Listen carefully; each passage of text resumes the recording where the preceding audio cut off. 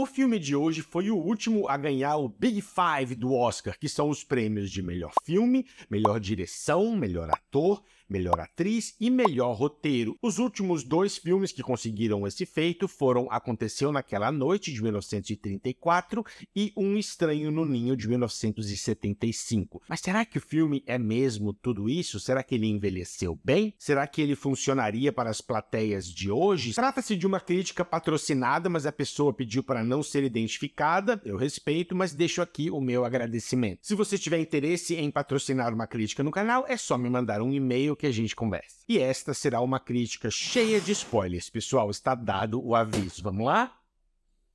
Vamos lá.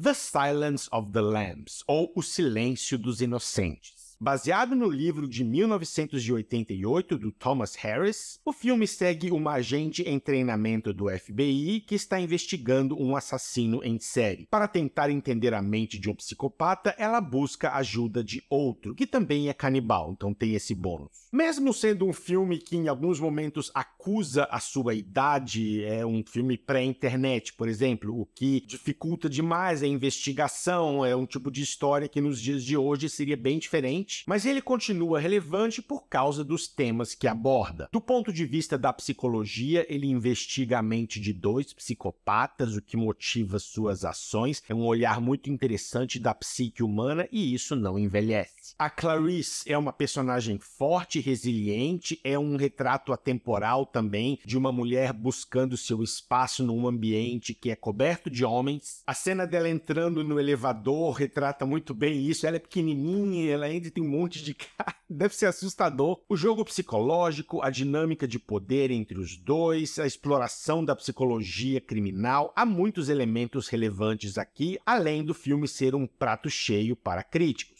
Principalmente os que estão um pouco cansados de filmes de super-heróis. Todos os aspectos que compõem a linguagem do cinema são bem executados aqui, além das questões profundas sobre identidade, moralidade e a origem do mal. A direção é do Jonathan Demme, eu acho que esse é o seu melhor filme, mas ele fez outros que fizeram sucesso, como Filadélfia. Filadélfia tem uma das músicas mais deprês, né? And my clothes don't fit me no more. 1,000 miles just to slip this skin.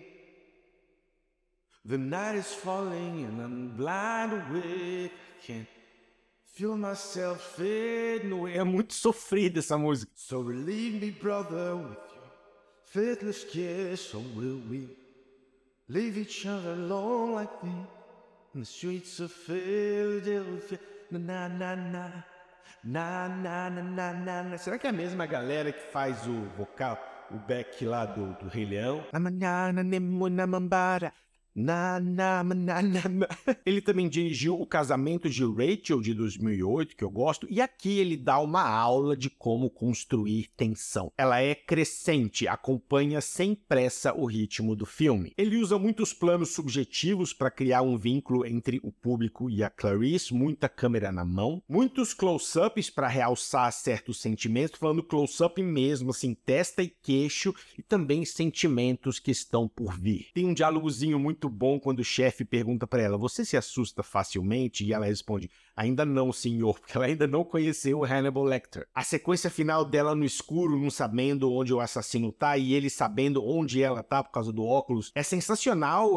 Ela vai crescendo, crescendo, crescendo, e quando chega lá, eu lembro a primeira vez que eu vi esse filme, eu fiquei muito tenso, muito preocupado por ela, e a edição também é muito boa. Eu vou chegar lá, mas a maneira como essa sequência é interligada com outros acontecimentos em outro lugar é sensacional. Ela andando no corredor, na prisão, com um monte de psicopatas também é assustador. O diretor consegue te passar muitas coisas com as reações dos seus personagens, mais do que com as coisas que ele te mostra. Há algumas imagens gráficas aqui, fotos e pedaços da vítima em alguns momentos, mas ele diz muita coisa com as reações. Isso é muito notável da cena onde eles estão examinando um corpo, que eles até colocam aquela melequinha aqui. Eu sempre imaginei que cheiro é aquele. O Oscar Oscar de melhor direção foi merecido. A cinematografia reforça a atmosfera misteriosa e inquietante do filme, tons frios para enfatizar o isolamento, além dos close-ups que parecem transmitir a alma dos personagens. Tem uma sacada legal quando ela vai visitar o Hannibal Lecter pela primeira vez e ela tá falando lá com o chefe e eles estão descendo uma escadinha e a grade é vermelho, um vermelho assim bem... Parece que ela tá descendo pro inferno. A música é assombrosa e evocativa, bem urgente. Ela dá uma camada adicional à narrativa sem ser manipuladora, ela não te fala o que sentir, ela apenas acompanha o que você tá vendo. Musicalmente, ela abraça os seus sentimentos, ela não os conduz. O roteiro é muito bem estruturado, a apresentação da Clarice é ótima, eu adoro aquela ceninha dela. Começa pequenininha e ela pega a cordinha, começa a subir e de repente ela... pá! E vocês temos a nossa heroína. O primeiro ato estabelece perfeitamente quais são os objetivos dela. No segundo ato, a tensão cresce, o jogo psicológico se intensifica e as revelações movimentam a trama, criando aquela antecipação gostosa para o ato final, que tem um conflito super climático e uma clara resolução. É assim que se escreve um filme. A edição é muito precisa, mesmo com um ritmo vagaroso, há um fluxo de acontecimentos que mantém o suspense elevado. Há distintos fios narrativos que são muito bem entrelaçados aqui, e o ótimo uso de edição paralela cria mais urgência e mais suspense ainda. Na sequência final, por exemplo, parece que a polícia descobriu onde o assassino tá, eles vão pra casa, ela tá indo investigar uma pessoa que ela não sabe que é o real assassino, mas da maneira como é editado, quando a polícia bate na porta, ele ouve um alarmezinho que ele tem, mas quem tá batendo na porta é a Clarice, não a polícia, mas você não sabe disso, então sabe, um pedaço de um acontecimento aqui com esse aqui, e é perfeita a maneira como eles juntam e te enganam. A Jodie Foster tá sensacional aqui, Oscar merecidíssimo, a personagem tá sendo testada o tempo todo, desde as cenas mais simplesinhas, como aquela do elevador, tem outra também, quando ela chega pra autópsia, que ele é a única mulher, todos os caras são altões, e ela pequenininha naquele mundo, mas ela é forte, ela é resiliente. Você vê a vulnerabilidade dela, você vê que ela tá assustada, você vê que em alguns momentos aquilo pode ser demais para ela, mas ela resiste. Ela é observadora, ela é verdadeira, o que é importante. O Hannibal fala para ela: vou te fazer umas perguntas, se você mentir eu vou saber. Então ela realmente, ela entra no jogo dele e ainda ultrapassa, porque tem um momento que ela mente para ele em relação ao acordo que o governo está disposto a fazer, não é verdade, e ele não pescou a mentira dela e passou a admirá-la mais ainda por causa disso. E eu acho que ela tem um dos olhares mais carregados do cinema. O diretor gosta, ele joga a câmera na carona dela, o olhar dela, os olhos dela dizem tanto. O Anthony Hopkins está icônico nesse personagem e acho que ele não está em cena mais do que 20 minutos e você nunca esquece a presença dele, ele está sempre lá como um fantasma da noite. Tirando os gestos e as frases que já estão impressas na cultura popular, como quando ele vai... aquele negócio, sabe? E as coisas...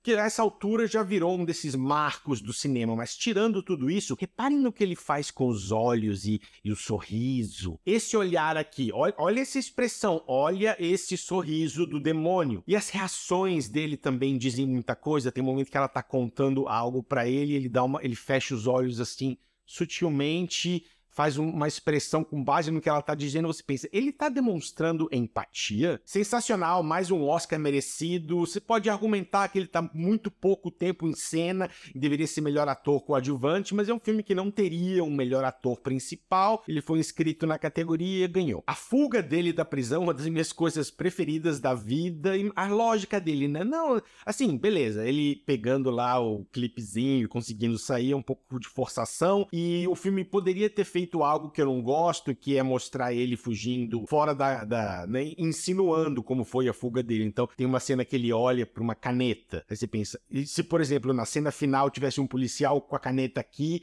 o público, ele de alguma forma ele pegou a caneta, embora que o filme não mostrasse ele pegando a caneta, mas isso não acontece, é mais uma dessas coisas que o diretor faz para, será que a caneta, por que ele olhou para a caneta? Por que mostrou a caneta? Por quê? Mais um bom exemplo de como o filme consegue te manipular, mas ele faz lá a coisinha, só que a lógica por trás é, não, eu vou simplesmente arrancar a face, lembra daquele filme do Nicolas Cage, né? Arrancar a face deste guarda, colocar aqui, aí eu deito, vão achar que eu sou ele, troco o corpo, O Ted Levine, é Levine ou é Levine? Eu acho que é Levine, tá assustador fazendo o psicopata. Tem uma cena que... É sempre assim, né? Quando um desses caras rapta uma pessoa, psicopata nesse tipo de filme, a vítima sempre tenta dialogar. Ah, eu te dou dinheiro, o que você quer, tá? E ele tá em outra, e ele faz isso tão bem, a mulher falando um monte de coisa, e ele coloca a loção no balde, eu preciso puxar o balde. Aí ele tá em outra. Eu gosto do Scott Glenn fazendo o chefe dela. O Anthony Hill, nem tanto. Pra mim, aqui ele parece o típico babaquinha dos anos 90, que é babaca porque sim. Mas eu gosto muito dele naquela série Boston Public, do começo dos anos 2000. Tem uma ceninha que eu não gosto aqui, que é quando ela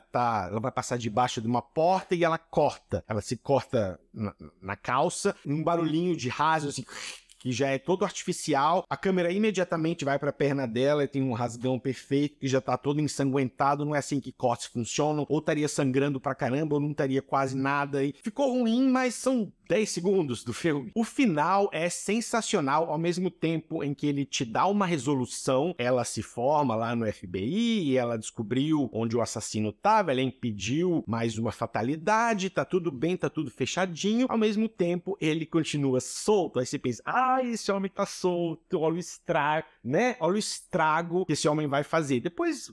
Eles fizeram mais filmes, mas nunca teve o mesmo charme. Mas ele, né, botando o chapéu e caminhando no meio da população, você fala, um canibal solto, um canibal psicopata inteligentíssimo solto. E claro que a próxima vítima dele vai ser o babaquinha da prisão.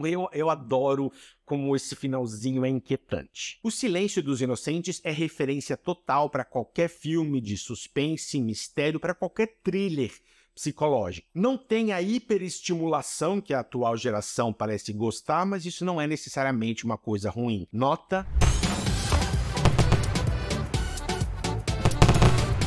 É isso, pessoal. Um abraço e até a próxima.